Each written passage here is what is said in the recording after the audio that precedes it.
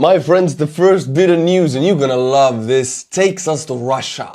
This is the city of Engels in Russia. We zoom into it, we see an airfield. Let's zoom into the airfield, and what do we see? A bunch of juicy targets. These are Tu-95 nuclear-capable Russian bombers in service over 60 years. They were first deployed in 1950s. They cost 25 million USD a piece. They're capable of carrying a very heavy payload, and Russia has about 55 of them in general. They don't produce them anymore, and they're very valuable and good planes. So Russia is kind of worried about protecting them against Ukrainian drones because Ukraine wants to destroy these planes, of course. How are the Russians protecting them? S-300 anti-air defense system, you might say. Wrong. Lasers, dolphins, the rods of God. Wrong. Car tires. Right. Yes, they're using car tires. On these photos you can actually see how car tires are put on top of these bombers to camouflage them and protect them against Ukrainian drones. And I will now enact you how Russians think and how do they come with this conclusion, because for Western people sometimes it's difficult to understand how a car tire is supposed to protect a 25 million USD costing nuclear bomber. Ivan, very expensive plane right here. We cannot produce no more. How we protect this plane? I don't know, Ivan. Maybe I have an old Lada. I have Lada. I take Lada tires, I put on top, and voila. Ivan, what told by you? You stupid. How is tire protect against Ukrainian drone? My friend, this tire made in Soviet Union. It's bulletproof, it's storm-proof, it protects against anything. Put tires on top, take from my Lada, we're good to go. And this is why Ukraine cannot destroy these Russian nuclear-capable bombers, because they have the protection of the gods. Lada tires on top. You definitely remember, my friends, how in the previous videos I have reported how Ukrainian special forces have landed or have attempted landing on Olenivka, this western part of Crimea. Well, the Russians have hit back. I'm not kidding you. They actually landed a special forces speedboat on the northern western part of the Black Sea on Ukrainian coast. This was supposed to be the countermeasure for Ukrainian landings on Crimea. So of course Russians can do it also if the Ukrainians can do it. They used the speedboat KS-701 Donets, and they had a crew of about 8? What happened to the boat? This is an actual Ukrainian drone footage of a Russian speedboat and special forces on top of it. They're carrying, you know, this guy, this guy, this guy.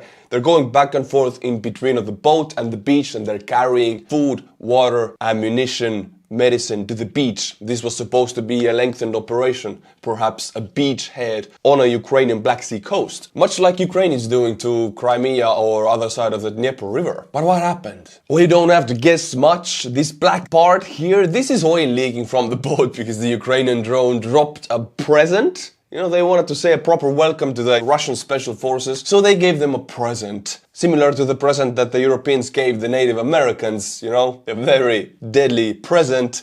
And the boat was, you know, it kind of pissed itself. You can see it all around the place. 6 Russian special forces were liquidated, 2 were injured, and the entire operation was nipped from the bud. I want to say it so bad. I've been preparing for this. They were sent to sleep with the fishes. Yeah, and this time it's correct, actually. My friends, for about 1 month now, we have seen Western-donated Leopards of Ukrainian army with ERA, explosive reactive armor. These are these little cubes or boxes right here.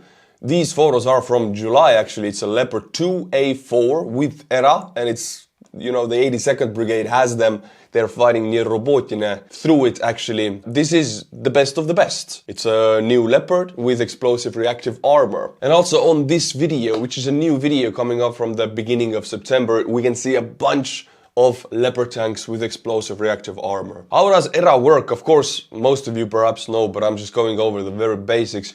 When a projectile, let's say a rocket-propelled grenade or even a Ka-52 unguided missile flies towards the Leopard tank, just before it hits the tank, the ERA, the box, explodes towards the projectile, making the projectile explode in mid-air about like half a meter before the tank, meaning the tank will be engulfed in flames, but it will not get damaged because most of the force will be dissipated into the air half a meter before the tank. It's a very effective way to protect the tank. And then what it does, because, you know, if the tank is getting hit one time, it will be targeted again. But that one time when the ERA saves the tank, is enough for the tank crew to know that they're being targeted and leave the area, take cover, retreat, saving the tank and the crew. It's like an early warning, explosive notification that you're being targeted by the enemy. Go away, move, change the location.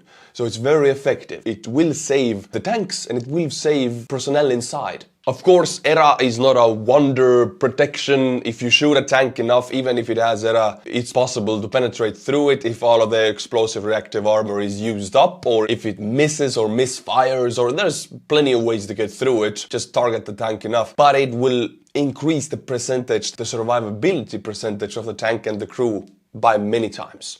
So it's a very good protective armor. And now we're seeing Ukrainians use it on the battlefield. My friends, the Russian media Komsomolskaya Pravda has published a new calendar for Russia 2024. You know how media outlets publish these calendars for everybody? Well, this one has a Putin's picture for every month and a quote by Putin. And I kid you not, this is the first picture. Putin doing the kind that splits, you know, him being a judo king and a karate black belt and, you know, whatever he can do. This is his quote on this picture that Komsomolskaya Pravda chose for this picture. We don't know how to stand with our legs splayed apart. We firmly stand on our feet and firmly look into the future.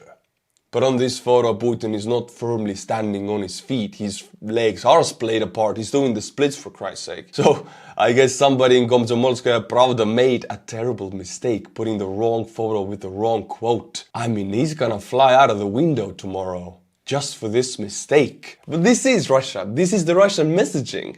The quote says the one thing, the message says the one thing, and the photo, the visuals are completely different. It's like how Putin says one thing and does completely something else, or the propagandists. That's how things are done in Russia. So I guess the journalists may be even fine. It's just the Russian way of making this calendar. My friends, the southern front, we can see the defensive lines, 2 layers, 2 echelons as they say, the first one, the second one. And here between Verbova and Novoprakopivka, Ukrainian forces 82nd and 47th Brigade have penetrated the first defensive line, the Surovikin line. Now, Ukrainian Southern Front commanders have released a statement of claiming that Russia has deployed about 60% of their entire forces before the first defensive line. This is the defensive line, you know, before that. Ukraine was fighting those 60% of deployed forces because they're the first to engage the enemy. They're the first to supposed to stop the Ukrainian army before they even reach the defensive line. It makes sense to do that. And the first defensive line and the second one actually get 20% each of the entire amount of forces.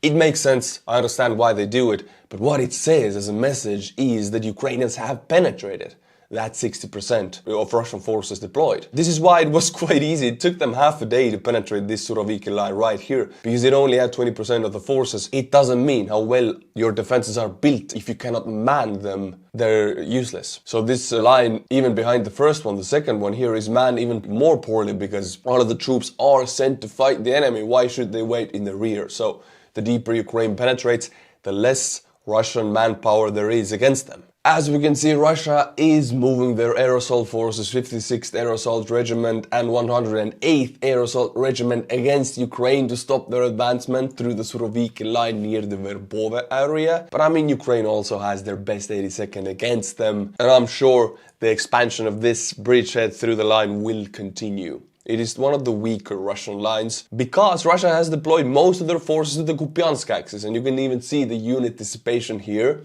It's much more concentrated. This is Russian main area of offensive operations, and it has failed. Ukrainian army has stopped it. We already know it's happening. Russia is forced to take these airborne troops from this area and redeploy them to the southern front to stop the Ukrainian army. Dmitry Medvedev, the deputy chairman of the Russia Security Council, reported that this year, 2023, Russia has recruited 280,000 new recruits into the army. Now, if this is propaganda, but it also might not be. I wouldn't be surprised if they did that, because the wages have been increased many folds, and they mostly recruit from the Far East regions and the poorer regions of Russia, where money is a big factor. If true, the Russian forces in Ukraine might be close to 500,000 soon. They're not yet there, but if these numbers are true and not inflated, we're talking about 400,000 plus Russian manpower in Ukraine, which is an insanely high number, and it's also insanely sad that they're not able to push with this. This means their troops are incredibly low motivation and low training, low morale, because they're there for the money. Usually. Russian population is apolitical. This is what they're being taught for 20 years under Putin. You're not political, and I'm not gonna come into your life and throw you out of the window. This is what Putin says to the people. That's the silent agreement. And if you want to mobilize these people to fight for patriotic reasons, are you gonna mobilize a population which is apolitical, not patriotic? They have been taught the other way. So, the other way to mobilize them is money, but money will never give you morale, it will never give you high motivation, high spirits in war. It's the lowest of the low. Like Wagner fighters, if you don't pay them, they will not mutiny. And this is what we're seeing with Wagner right now. They're being dissipated between different Russian Ministry of Defense units. The truth of the Russian armed forces right now in Ukraine is this: they can defend very well, but offensive operations, they require a lot more. They require skill, training, morale, motivation, and understanding why you do this. This is what the Russian army doesn't have. So all they can do is defend, and unfortunately, they can defend well. Ukrainian Defense Minister Alexei Reznikov has resigned. Volodymyr Zelensky has confirmed his resignation and accepted it. Now the official reasoning behind it is all of the troubles and corruption scandals in the Ukrainian Ministry of Defense. Yes, Ukrainian Ministry of Defense in Ukraine. Now, there is no reason to believe or no evidence that Alexei Reznikov himself was corrupt or tied with these scandals, but he was resigning because he, as a Minister of Defense, is responsible for it, and the fact that he couldn't fight against it or couldn't fix these issues is why he will resign. Now, he served Ukrainian armed forces very well, and as much as there is known, there is no drama or no criminal cases against him, he will resign with honors. Most of the corruption and scandals in the Ukrainian Ministry of Defense are tied to the Western aid and the money and the equipment that is coming in. So that meaning the money doesn't go to the right place, or the equipment gets lost on the way, and it's really sad because it demotivates the Western countries to send aid. Estonians are very much affected by this. We have first-hand suffered on this because this corruption has also reached Estonia, where one of the biggest donating organizations of Estonian money to Ukraine at the same kind of corruption issues. So this huge resignation here is a big step that Zelensky is taking this very seriously, changing people on the top. Even people he likes Reznikov, we all know this, part of his closer friend group, still resigns. But who will be the new defense minister? Well, it will be this guy, Rustem Umerov. Who is the guy? Well, first of all, he's a lot younger. He was born in April 1982 in Uzbekistan. He has a degree in economics and a master's degree in finance, so an educated guy. 2004, he started his own telecom company, LifeCell. He has worked in several high positions in the Ukrainian government. He was also part of the Ukrainian negotiating team with Russia in the first 6 months of war, and he also got the Order of the Merit third degree from the Ukrainian government. This is a very big step for Ukrainian fight against corruption, and one of the biggest enemies against Ukraine next to Russia is corruption inside of the Ukrainian government system and the defense ministry. Zelensky is trying to change that, but it's incredibly difficult to root out, so difficult. And I personally am glad to see steps like this. Recently also a Ukrainian oligarch was arrested, a personal friend of Zelensky. He was still arrested on charges of corruption. So this shows the decreasing of nepotism in the Ukrainian government. Even if you're the friends with the president, you're not free from law, you will be arrested. Reznikov did resign even though he was not corrupt, but the Ministry of Defense had issues, and this is how you do in a democratic system. You are responsible for the ministry that you lead. Even if there are problems there, not connected personally to you, you have to be responsible. So this is why Reznikov resigned. Ukraine is reminding me more and more of a Western democratic country. You don't see resignation like that in Russia. You know how you resign in Russia? By flying out of the window. My friends, last night Russia attacked Odessa with 22 drones because today actually Turkish President Erdogan is visiting Putin in Sochi, in Putin's summer residence. And Erdogan is known to try to convince Putin to come back into the grain deal. And this 22 drones attack against Odessa and the grain port infrastructure is Putin's message of that they can halt the grain export of Ukraine. Well, it's all part of the bigger fight for security on the Black Sea. Ukraine shot down 17 drones, but there are reports of 2 explosions, so 2 drones hit. And I mean, against grain infrastructure, port infrastructure, 1 drone can do a lot of damage. So unfortunately, it was a devastating attack. Russia promised when they pulled out of the grain deal to enforce a full naval blockade of Ukraine, and they haven't been able to do that because anytime something bigger moves out of their Sevastopol port, Ukraine is striking it with their sea drone, maritime drones. Even if the ships are in port, Ukraine is regularly striking the port with sea drones. And Ukraine hasn't been able to freely move their grain. So both states right now have kind of failed to enforce their supremacy on the Black Sea. Much like on the sky,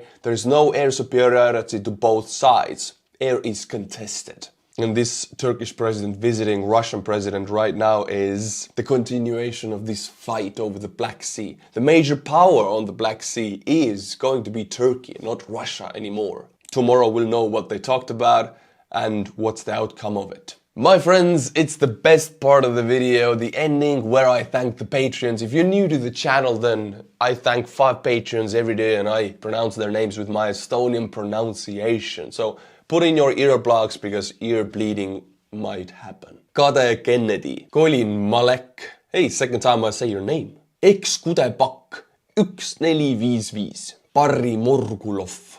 Oh, Morgulov. Oh, I like that one. Josep Simmons.